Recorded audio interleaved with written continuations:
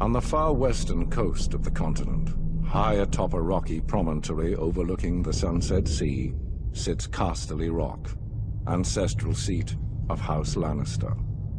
Below it lies Lannisport, one of the great cities of Westeros, a center for trade, culture, and the great Lannister fleet. There are a number of gold and silver mines in the Westerlands, making it the richest region in all of Westeros. One of the most productive mines lies beneath Casterly Rock itself, making House Lannister the wealthiest of all the noble houses.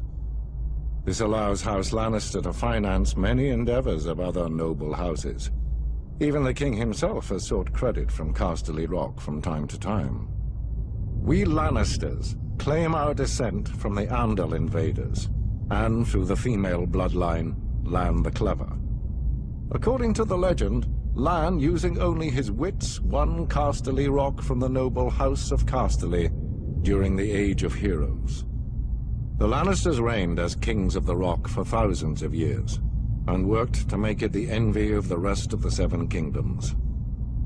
Our time as kings ended, however, when Aegon Targaryen, otherwise known as Aegon the Conqueror, arrived in Westeros with his army.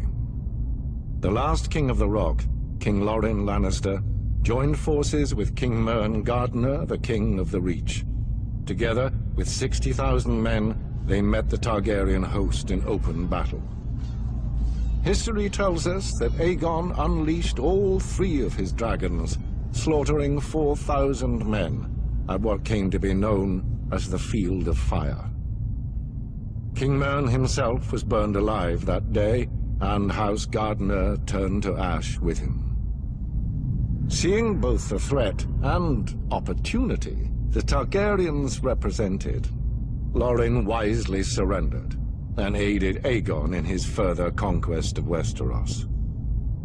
The Lannisters were thus appointed Lords Paramount of the Westerlands and Wardens of the West, titles we hold to this day. Let us be clear, though. It is neither luck nor royal favor that makes our house prosperous.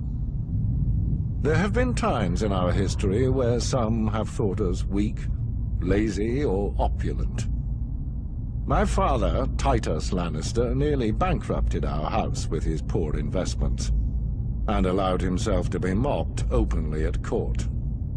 When our vassal, the Rains of Castamere, dared to rise up against the Lannisters, they learned how dangerous it can be to taunt a lion. I, Tywin Lannister, led the assault on Castamere to put down this rebellion. I made an example of them, to anyone who doubts our might. They even made a quaint song about the fates of the Rains of Castamere. Sadly, there are no Rains left to hear it. Today, the Golden Lion of Lannister is rightly admired and feared throughout the Seven Kingdoms. Our words are, "Hear me roar." But there are other words that should be remembered when crossing a lion of Casterly Rock. A Lannister always pays his debts.